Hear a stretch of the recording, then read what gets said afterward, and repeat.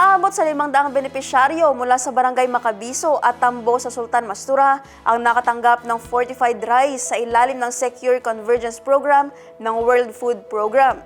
Ang Partners in Peace and Progress Story mula kay Kenneth Ogaya.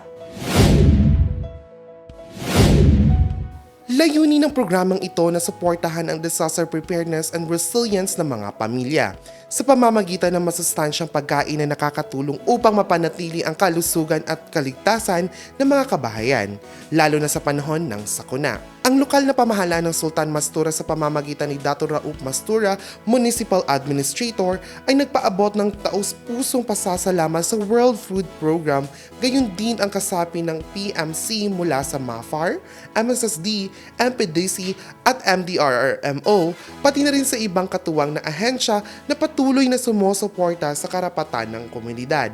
Ayon sa opisyal, ang ganitong uri ng programa ay mahalaga upang mas maging handa at mas matatag ang mga komunidad laban sa epekto ng kalamidad at iba pang hamon sa kabuhayan. Kenneth Ogaya, iMinds Philippines.